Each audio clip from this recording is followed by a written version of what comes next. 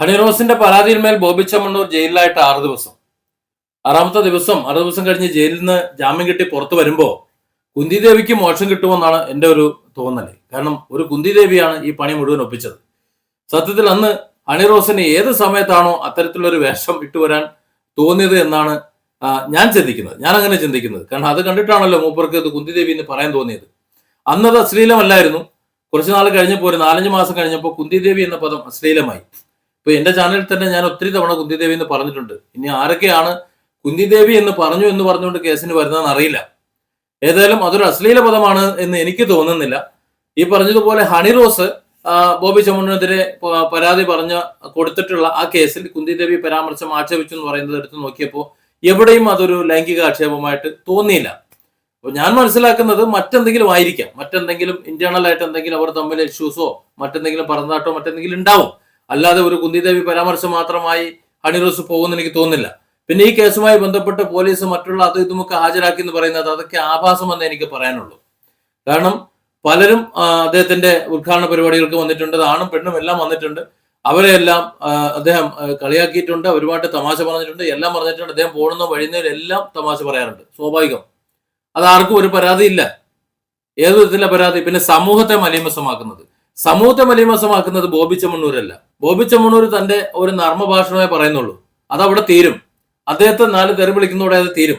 പക്ഷേ സാംസ്കാരിക വിഭൂഷകൻ എന്ന് പറയുന്ന ഈ ചാനൽ അവതാരകരും വാർത്താ വായിക്കുന്നവരും ഒക്കെ എന്താ ഇവിടെ കാട്ടിക്കൂട്ടുന്നത്?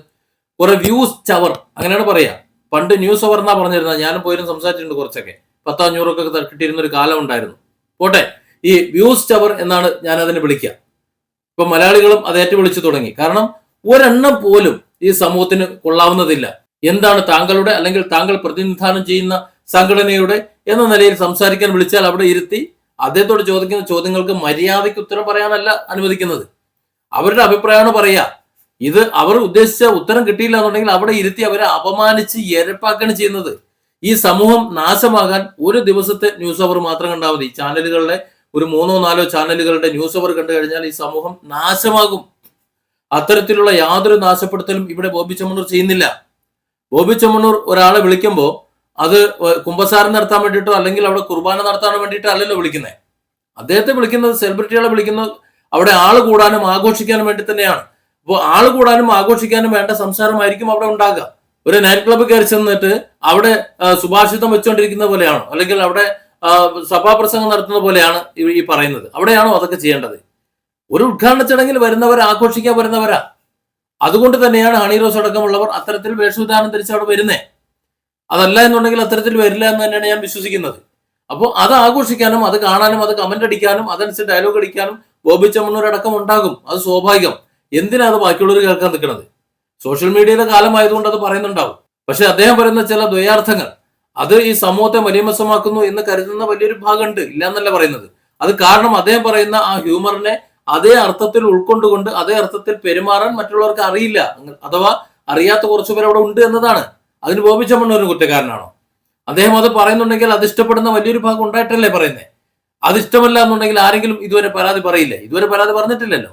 ഇപ്പൊ ഹണിറോസ് പരാതി പറഞ്ഞത് ഹണിറോസിന്റെ വ്യക്തിപരമായ പരാമർശമാണ്, വ്യക്തിപരമായിട്ടുള്ള പരാതിയാണ്. അപ്പോൾ സ്വാഭാവികമായും മറ്റുള്ളവർ അതുമേ കയറി ചൊറിയേണ്ട ആവശ്യമില്ല. ഇവിടെ ഈ കേസ് ഇപ്പൊ വലിയ ആഘോഷമാക്കുന്നത് മാധ്യമങ്ങൾ പിണറായി വിജയന്റെ അച്ചാരം വാങ്ങിയിട്ടാണെന്നാണ് ഞാൻ പറയാം. വയനാട്ടിൽ 750 കോടി പോകുന്ന വഴി അറിയാമല്ലോ. അതിനെക്കുറിച്ച് മിണ്ടാട്ടമില്ല. ഒരുപാട് കാര്യങ്ങൾ മറയ്ക്കാനുണ്ട്. ആ മറയ്ക്കുന്ന കാര്യങ്ങളൊക്കെ കൃത്യമായി മറച്ച് പിണറായിക്ക് സപ്പോർട്ട് കൊടുക്കാൻ വേണ്ടി ഈ ചാനലുകൾ ഒരു ബോബി ചെമ്മണ്ണൂരിന്റെ പിന്നാലെ പോയി എന്നാണ് മനസ്സിലാക്കേണ്ടത്. എന്തിനാണ് ബോബി ചെമ്മണ്ണൂർ തന്നെ ടാർഗറ്റ് ചെയ്തത്? മുമ്പ് മരുമോൻ മന്ത്രി ബോബി ചെമ്മണ്ണൂരിനെ പൊക്കി അടിച്ചുകൊണ്ട് കുറച്ച് കാര്യങ്ങൾ പറഞ്ഞിരുന്നു. വയനാടിന്റെ ടൂറിസം മേഖലയിൽ ഒരുപാട് കാര്യങ്ങൾ ചെയ്യാൻ കഴിയുന്ന ആളാണ്, ആനയാണ്, ചേനയാണ്, അതുകൊണ്ട് ബോബി ചെമ്മണ്ണൂരിനെ സപ്പോർട്ട് ചെയ്യുന്നു എന്നൊക്കെ പറയുന്ന ഒരു വീഡിയോ ഉണ്ടായിരുന്നു. ഞാനിത് ഇവിടെ ഇട്ട് ഒരുപക്ഷെ നിങ്ങളെ ബോറടിപ്പിക്കുന്നില്ല. അത്തരത്തിലൊരു സംഭവിച്ചിരുന്നു. എന്നാൽ അതിനുശേഷം വയനാട് ലാൻഡ് സ്ലൈഡ് വന്നു. ആ ലാൻഡ് സ്ലൈഡ് വന്നതിന് ശേഷം നിങ്ങൾ ആലോചിച്ച് നോക്ക്. ഈ കേരളത്തിലെ ജനങ്ങളുടെ മുക്കാച്ചക്രം മുഴുവൻ വാങ്ങി കോടീശ്വരന്മാരായിട്ടുള്ള ഏത് സെലിബ്രിറ്റിയാണ്?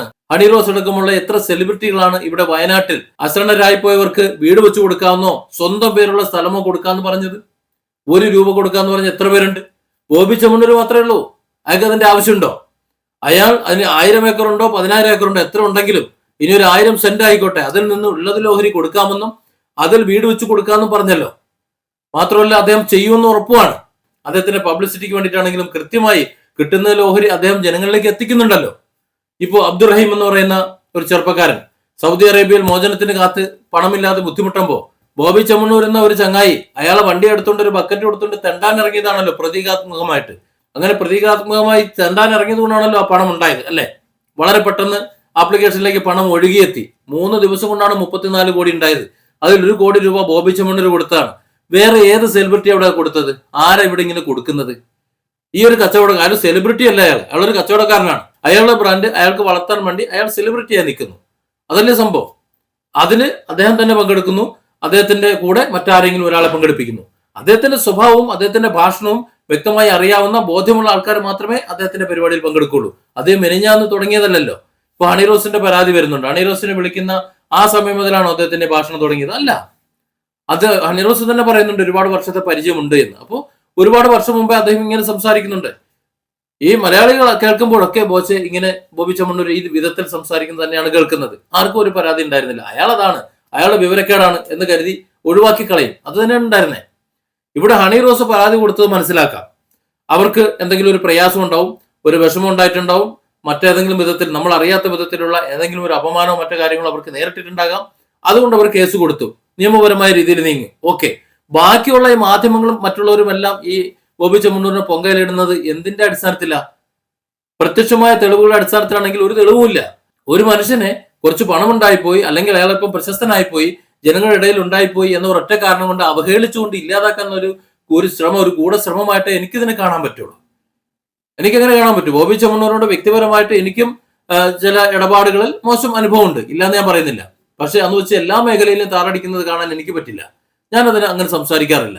ഒരു തെറ്റ് കണ്ടാൽ തെറ്റിന് തെറ്റ് എന്ന് തന്നെ പറയണം.